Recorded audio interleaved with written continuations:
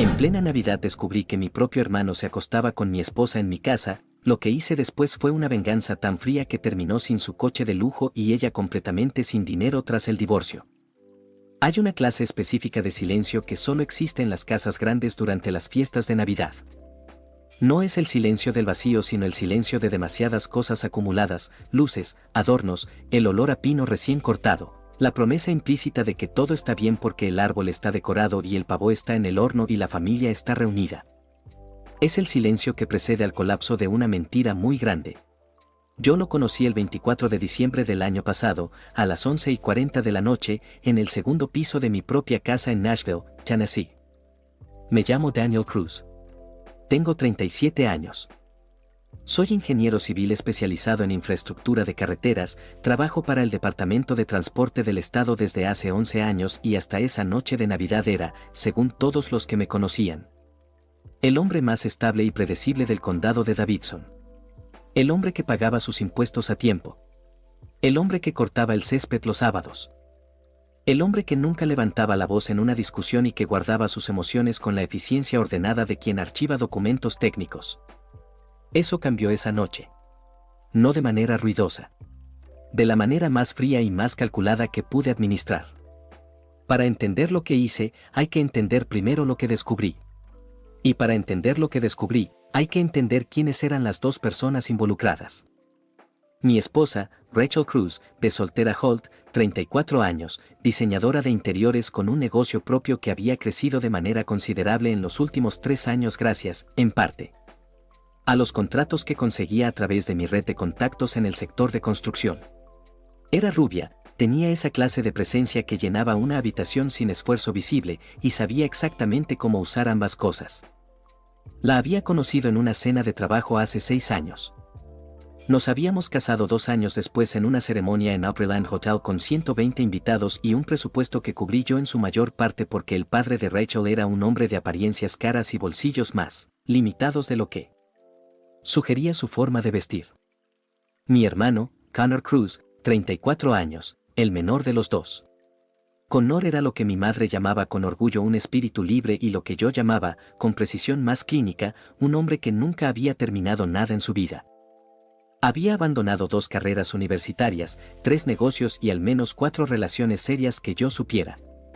Vendía autos de lujo usados en un concesionario en Brentwood, lo cual le daba acceso constante a coches que no podía comprar y a una imagen de éxito que no era exactamente suya. Vivía en un apartamento de un dormitorio en Germantown, manejaba un BMW Serie 5 que era propiedad del concesionario y usaba el apellido Cruz con la confianza de alguien que sabe que tiene una red de seguridad llamada Hermano Mayor. Esa red de seguridad había funcionado durante años. Le había prestado dinero en 4 ocasiones distintas. Había avalado un crédito para que pudiera comprar el mobiliario de su apartamento. Había intervenido cuando tuvo un problema con un arrendador que quería echarlo. Había hecho todo eso sin llevar la cuenta, porque así funciona la familia cuando uno ha decidido que el amor fraternal no necesita balance. Esa decisión, descubrí esa noche, era unilateral. La cena de Nochebuena había sido en nuestra casa. Éramos 6, Rachel y yo, Connor, los padres de Rachel que habían venido desde Chattanooga, y mi colega Marcus Webb con su esposa, a quienes habíamos invitado porque vivían solos en Nashville y Marcus era, desde hacía 8 años, el amigo más cercano que tenía. Rachel había cocinado y decorado con esa competencia exhibicionista que era su sello, velas de cera de abejas en cada superficie plana, guirnaldas de eucalipto en la escalera, una mesa digna de una revista de decoración navideña. Todo perfecto. Todo en su lugar. La cena transcurrió con la facilidad aparente de las reuniones que llevan suficiente práctica. Connor estuvo encantador, como siempre lo estaba en contextos sociales. Contó 2 historias de ventas que hicieron reír a todos, se ofreció a limpiar la cocina después de cenar, le llevó el vino a la madre de Rachel antes de que ella lo pidiera. Era bueno con la gente. Siempre lo había sido. Era su talento principal y durante años lo había confundido con una cualidad del carácter en lugar de lo que era, una habilidad. Los padres de Rachel se fueron a las 10. Marcus y su esposa a las 10:15. Connor dijo que se quedaría un rato más ayudando a recoger. Rachel dijo que era una maravilla tener un cuñado así. Los acompañé a la puerta, volví a la sala a buscar mi teléfono que había dejado sobre el sofá y me di cuenta de que Connor y Rachel habían subido ya. Escuché sus voces desde arriba, un murmullo de conversación aparentemente normal. Fui a la cocina, revisé el teléfono, vi un mensaje de trabajo que no era urgente, lo guardé. Había algo en el sonido de esas voces que no terminaba de cuadrar. No sabría explicarlo técnicamente. Es la clase de percepción que se desarrolla en 11 años de matrimonio, el registro muy fino de los matices de la voz de la persona con quien duermes, la inflexión específica que distingue una conversación de otra cosa. No era el contenido, que no podía escuchar desde la planta baja. Era el tono. Subí la escalera. El pasillo del segundo piso tiene piso de madera de roble que instalamos nosotros mismos el primer año en la casa. Conozco exactamente qué tablones crujen y cuáles no. Avancé por el lado izquierdo, cerca de la pared, sin hacer ruido, sin haberlo planeado de esa manera, simplemente moviéndome con la quietud instintiva de alguien que no quiere interrumpir algo antes de entender qué es. La puerta de nuestra habitación no estaba cerrada del todo. Me detuve en el umbral. No necesité empujarla. A través de la abertura de 4 pulgadas vi suficiente para que el cerebro completara el resto. Permanecí allí exactamente 12 segundos. Los conté después, reconstruyendo la secuencia en mi cabeza como reconstruyo los cálculos de un proyecto cuando algo no cierra. 12 segundos fue el tiempo que necesité para pasar de la confusión al entendimiento y del entendimiento a una decisión completamente fría y completamente clara. No entré. No grité. No golpeé la puerta. Bajé la escalera por el mismo lado izquierdo, cerca de la pared, sin hacer ruido. Fui a la cocina. Me serví 2 dedos de bourbon que habían sobrado de la cena.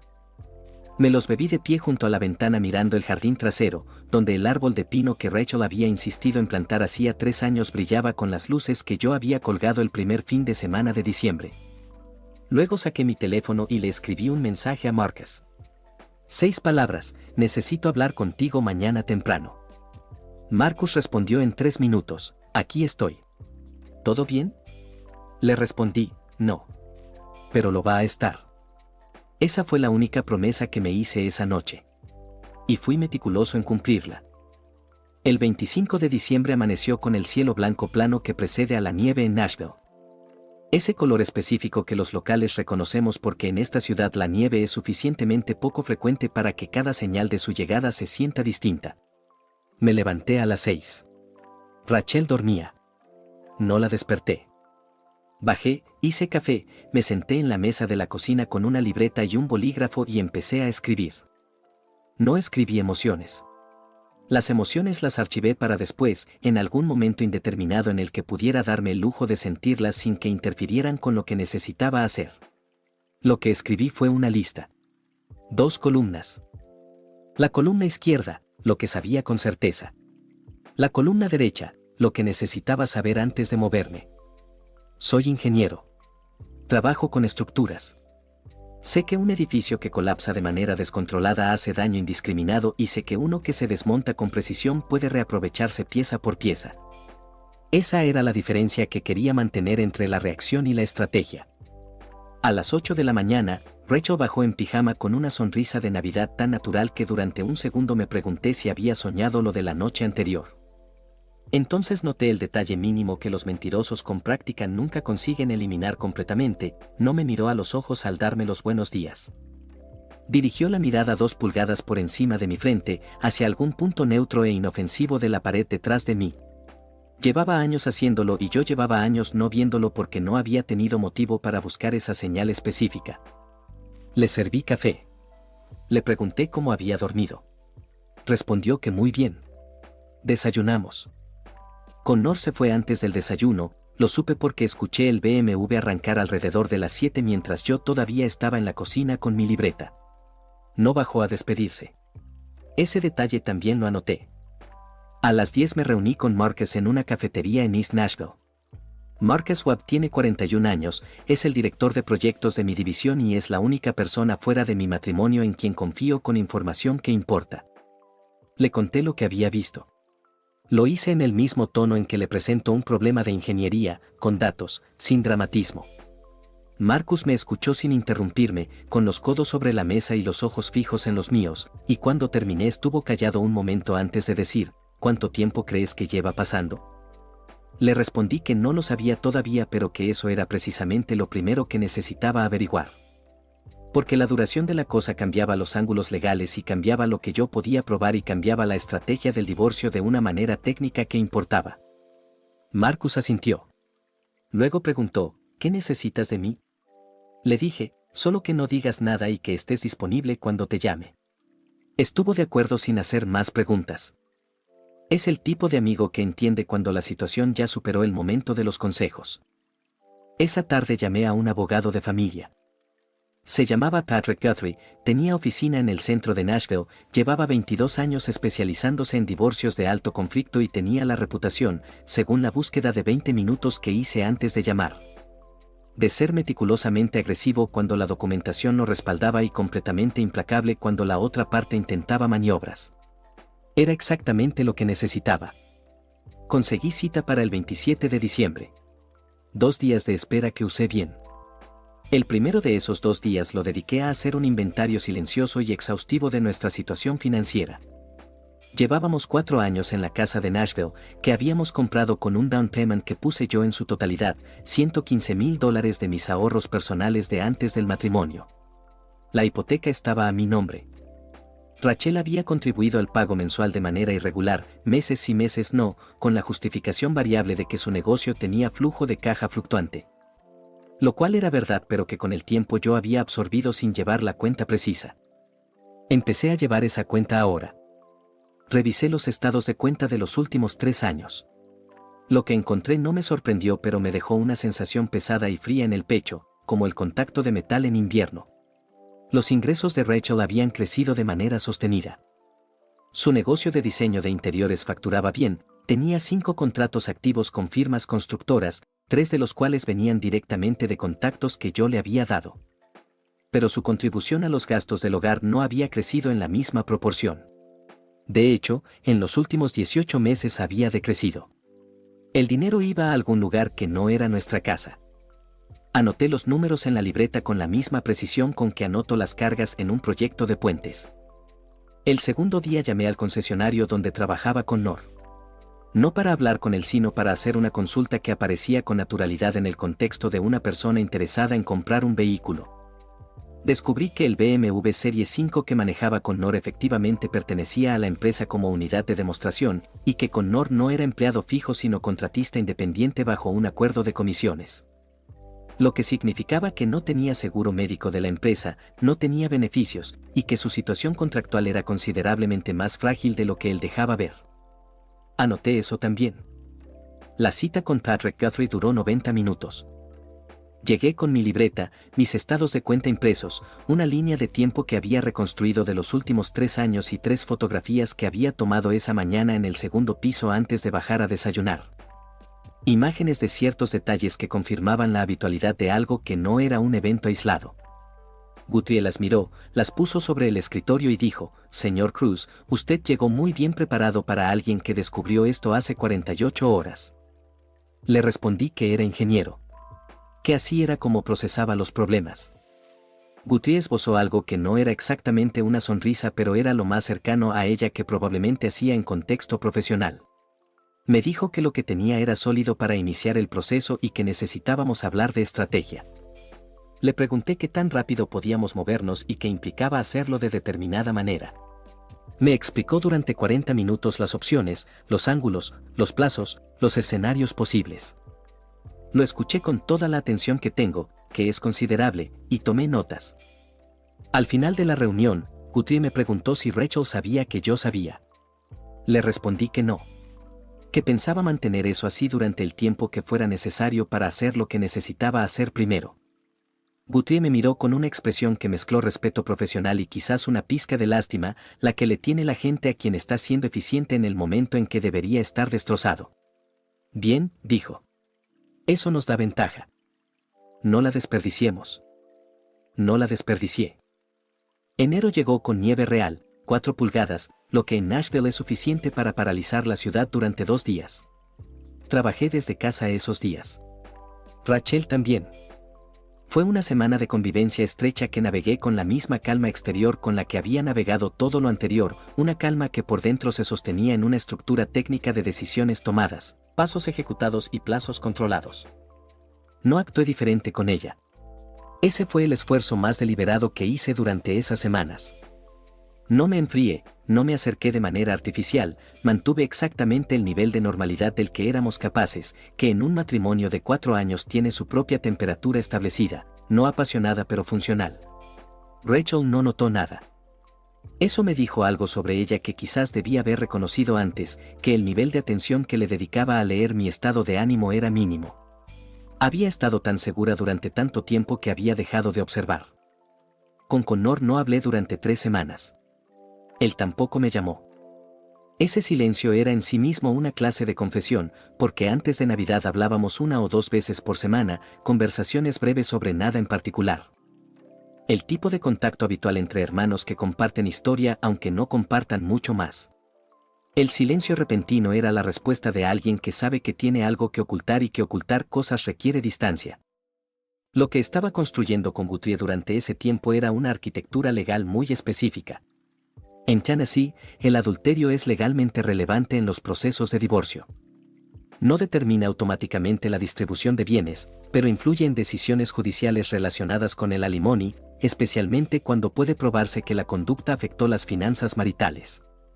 Y en nuestro caso, Guthrie había encontrado una línea de argumentación que yo no había anticipado pero que, cuando me la explicó, encajó con la precisión de una pieza de ingeniería bien calculada. El negocio de diseño de interiores de Rachel utilizaba 2 contactos comerciales directos que yo le había facilitado, firmas constructoras con quienes tenía relación profesional establecida. Esas referencias habían generado, en los últimos 2 años, aproximadamente $94,000 en ingresos para su negocio.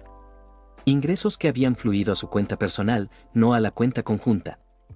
Ingresos sobre los cuales nunca había habido una conversación explícita de compensación, porque yo lo había dado como lo daba todo en ese matrimonio, sin llevar la cuenta, como inversión en algo que asumía que era compartido. No era compartido. Guthrie preparó un argumento de enriquecimiento injusto que funcionaba en paralelo al proceso de divorcio. No era el caso más fuerte del mundo, pero era sólido y, sobre todo, era inesperado. Rachel había asumido, porque tenía razones para haberlo asumido, que yo no sabía exactamente cómo fluía el dinero de su negocio. Esa suposición era su punto más vulnerable. El tercer elemento de la estrategia involucraba la casa. Hice una tasación privada en enero. La casa había subido de valor de manera significativa desde la compra, el mercado inmobiliario de Nashville en ese periodo había sido así. El valor actualizado era considerablemente mayor al precio de compra. Como yo había puesto el down payment completo de fondos previos al matrimonio y lo podía documentar, esa cantidad era legalmente protechable como bien separado. Lo que significaba que en el cálculo final de la distribución, la porción del incremento de valor que le correspondería a Rachel era mucho menor de lo que ella probablemente esperaba si alguna vez había pensado en esa posibilidad. El 4 de enero, Connor finalmente llamó. Sonó el teléfono un martes por la tarde mientras yo estaba revisando planos en la oficina. Contesté con el mismo tono con que siempre contestaba sus llamadas. «Hey, Ann. Feliz año nuevo», llegando tarde, dijo, y soltó una risa que tenía una fractura muy pequeña pero audible para quien conoce bien esa voz. «¿Todo bien por allá?» Le respondí que sí, todo bien. Que había sido una Navidad tranquila. Que qué tal le había ido a él. La conversación duró 8 minutos y fue completamente normal en la superficie y completamente hueca en el fondo, como una estructura que desde afuera parece sólida y desde adentro es puro espacio vacío. Al colgar, anoté en mi libreta la fecha y la hora. No por necesidad legal. Por el registro personal de un patrón de comportamiento que me importaba tener claro. El 17 de enero, Guthrie presentó los documentos de divorcio. Rachel los recibió un miércoles por la tarde, entregados en la puerta de su estudio en el barrio de 12 South por un servidor de proceso que se presentó exactamente a las 3 de la tarde según lo habíamos coordinado. Yo estaba en la oficina cuando recibí la confirmación de Guthrie por mensaje de texto. 6 palabras, entregado. El reloj ha empezado. Llegué a casa a las 6. Rachel estaba sentada en la sala con los papeles sobre la mesa del centro y una expresión en la cara que nunca le había visto antes. No era ira todavía. Era la expresión de alguien que acaba de darse cuenta de que el terreno que pisaba era diferente al que creía. ¿Cuándo? Fue lo primero que dijo.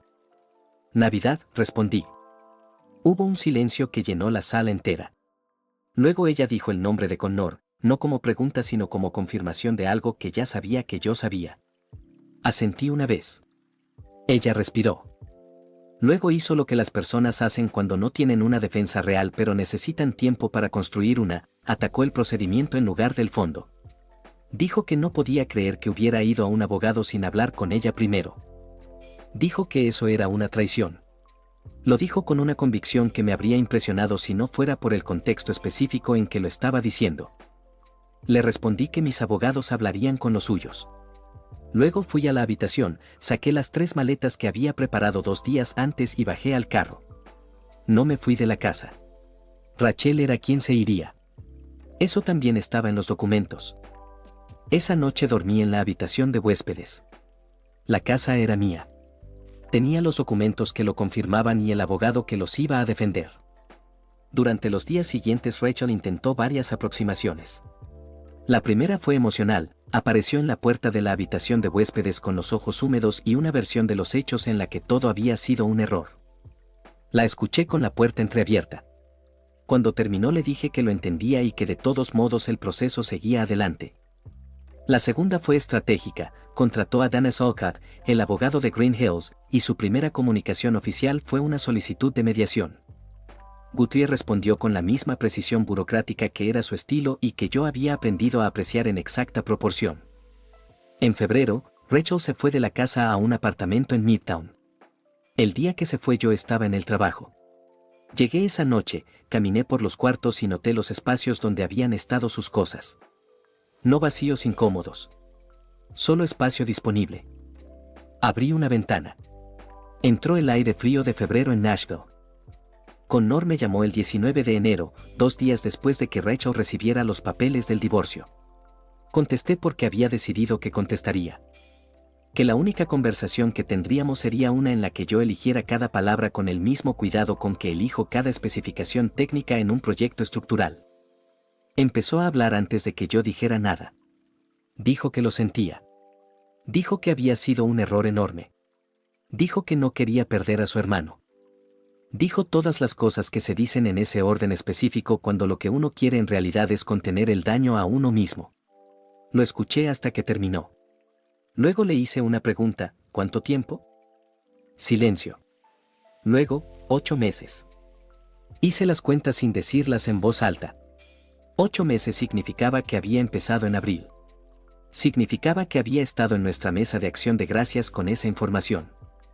Significaba que había estado en nuestra cena de Navidad, encantador con los padres de Rachel, ofreciéndose a lavar los platos, llevándole el vino a la señora Holt, con 8 meses encima.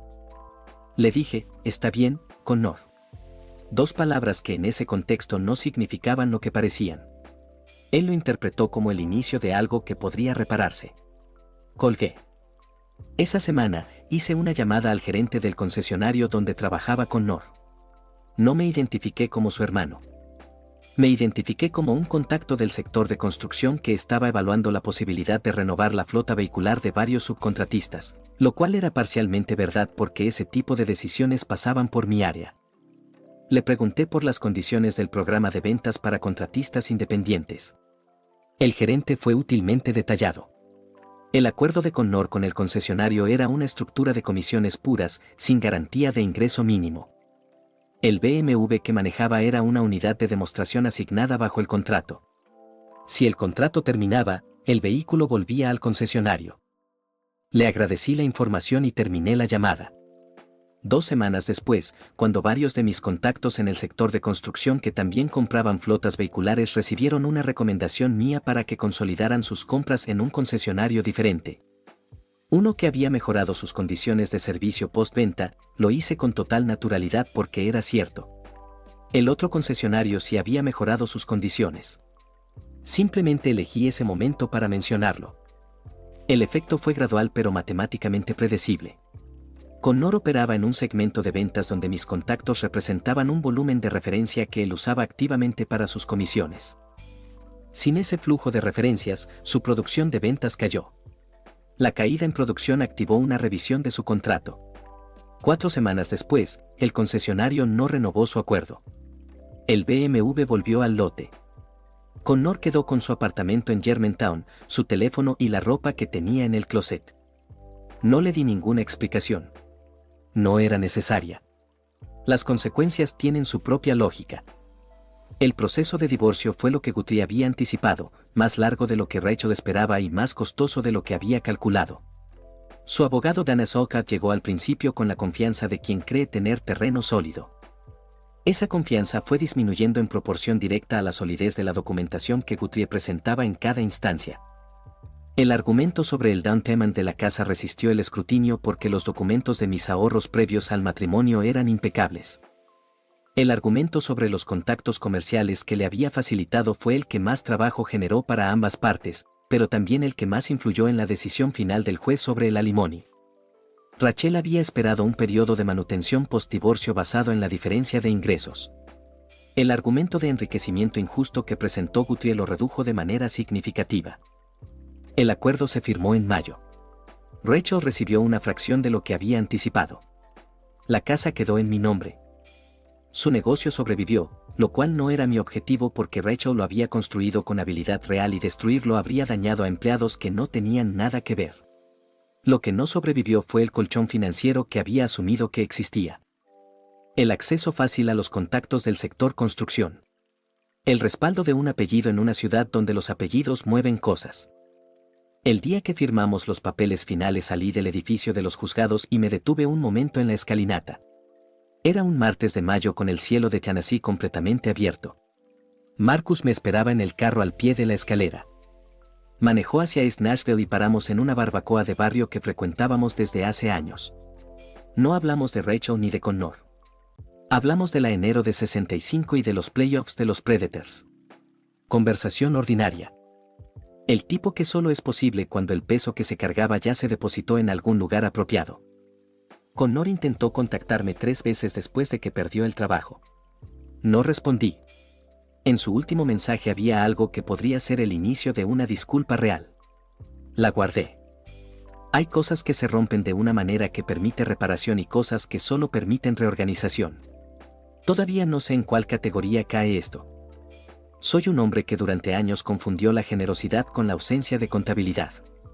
Que construía estructuras sólidas en el trabajo con rigurosidad absoluta y vivía en casa como si las estructuras personales no requirieran la misma atención. Eso cambió. De la manera silenciosa y permanente en que cambian las cosas que se aprenden desde el fondo. En julio conseguí un perro, un labrador negro rescatado de un shelter en Antioch que se llama Cooper y que ocupa el sofá con la autoridad de quien sabe que ese es su lugar. El árbol de pino del jardín sigue ahí. Rachel lo eligió y yo lo planté y ahora Cooper lo utiliza cada mañana con fines completamente prácticos. No lo corté, porque cortar un árbol sano por razones emocionales es exactamente el tipo de decisión que ya no tomo. La noche más larga de Nashville duró del 24 de diciembre hasta el martes de mayo en que firmé los últimos papeles. 5 meses y 17 días. Los conté. Por supuesto que los conté. Soy ingeniero. Tengo 37 años. Conozco esta ciudad mejor que la mayoría, sé dónde dobla el terreno debajo de cada kilómetro de asfalto que ayudé a construir, qué estructuras aguantan y cuáles no. Cómo se distribuye la carga para que un sistema resista no un evento sino todos los que vendrán después. Eso también lo sé ahora sobre mí mismo. El peso no desaparece. Se aprende a distribuirlo, a ponerlo donde puede sostenerse sin que dañe lo que importa. Nashville en otoño sabe a bourbon y a roble y a música que sale de los bares de Broadway como algo vivo. Es una ciudad que entiendo. El pasado es una carga que se puede distribuir o se puede dejar mal puesta hasta que colapsa todo. Yo la distribuí. Con precisión. Con paciencia. Con la frialdad específica de alguien que aprendió que el dolor sin método solo destruye, pero el dolor con estructura construye algo que puede sostenerse. Es lo que hago.